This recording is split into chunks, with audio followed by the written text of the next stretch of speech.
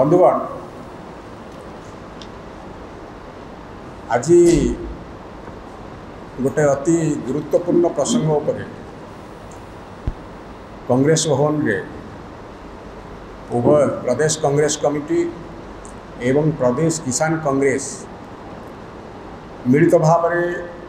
ये सांबादिक सम्मेलन की आह्वान करिछु एवं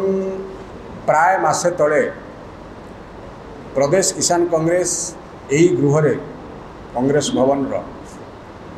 चाषी मानकर 3-4टी नगद समस्या प्रति आपण मानक डाके दृष्टि आकर्षण करथिला। वर्तमान चाष रुआ बेउषण शेष हवा उपरे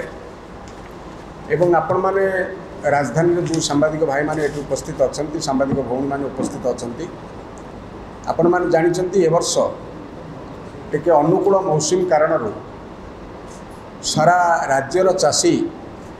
उभय पूर्व पश्चिम उत्तर दक्षिण समस्त चाषी आशा करथिले गोटा भल फसल अमल हब एवं सेथिपाई तत्परतार सहित समस्त खेत को जाउथले चाष कार्य व्यस्त थे। आपण माने जानिचंती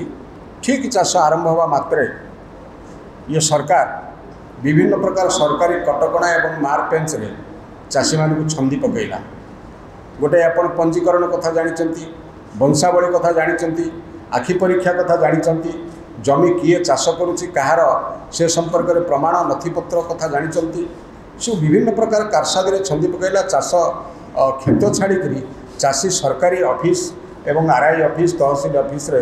12 द्वार सुनिपिना है। ये सब परिस्थिति गला बेलू चाष जो पूरा क्षिप्र गति आगे चलती से बर्तमान सबुठू मौसमी जमी अनुकूल हेले चाष भल हुए भल अमल हुए सेमती चाषर गोटे अति आवश्यक जिनिस हो जाटा हूँ सार एवं कीटनाशक एवं सारर अभाव एत जोर रे बर्तमान राज्य सारा राज्य में देखा देछि। नुआपड़ा ठू पारादीप गढ़ पर्यंत देखिले आपण माने जानुथिबे समस्ते आपण मान पाखरे से नजीर दृष्टांत बेसी अच्छी जे को अवस्था चाषी पड़ी एवं ये दृष्टांत मध्य अच्छी चाषी नुआपड़ार चाषी हो, मालकानगिरी चाष हो चाषी हो, बरगढ़ चाषी हो, पद्मपुर चाषी हो, सबु जगार चाषी कृषि ऑफिस घेराव करुच्ची, सरकारी ऑफिस घेराव कर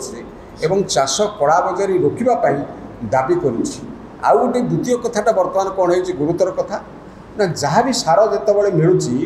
से सार जहाँ दरकार से सार मिलूनी। यूरिया दरकार है बेले सरकार कहते डीएपी अच्छी नि, डीएपी दरकार है बेले सरकार कहते यूरिया अच्छी नि। जथा समय रे जथा सार मिलूनी। तेणु आम से आज गोटे गुरुत्वपूर्ण प्रसंग उपर चाषी मानकर आज सांबादिक सम्मेलन डाकिछु। आम किसी तथ्य आपण मान आगे उपस्थापित करने को चाहूँ जे कहीं एभली सारर गोटे कृत्रिम संकट सृष्टि होती एवं मानवीय संकट सृष्टि होती। सरकार यूरिया संकट जो तीव्र होती सरकार से संपर्क में किसी तथ्य देइचंती। से तथ्यर सरकार कहते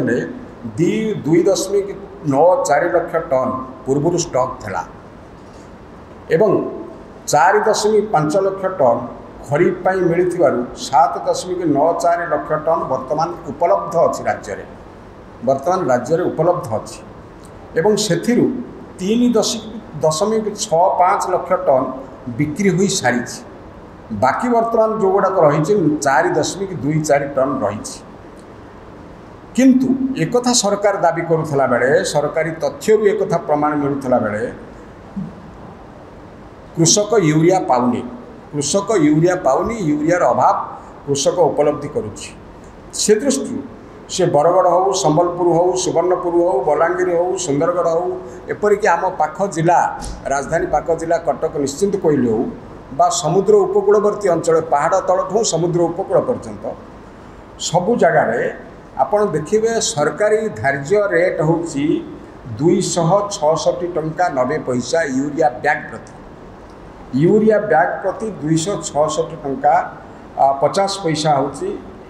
सरकारी रेट बाद तार डबल रेट रे डबल दाम रे चाषी किणुची 500 रु 600 टंका बाहर बजार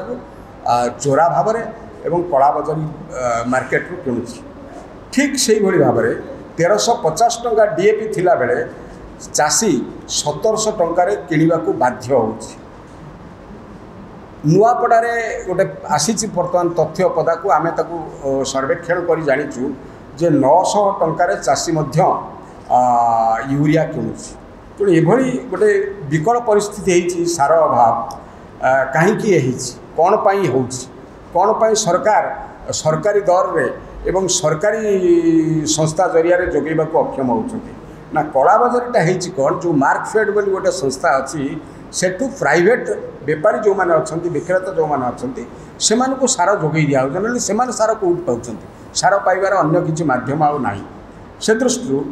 मार्कफेड द्वारा सरकारी सब्सिडी यूरिया को जो प्राइवेट बेपारी को पेपर अभाव में बांटी दिखाई से कला बजारी में 2 गुणा दर में चाषी किणवा को बाध्य हो आपड़ जानते बरगढ़ गोटे जय किसान संगठन थिला से आंदोलन करथिला घेराव करथिला एवं ये कृषि ऑफिस आगे धारणा देइथिला एवं नहेले भविष्य में ये कथा को लेकिरी आहुरी जोरदार आंदोलन हम बोली पश्चिम ओडिशा रे बरगढ़ से चेतावनी देइछन्ति।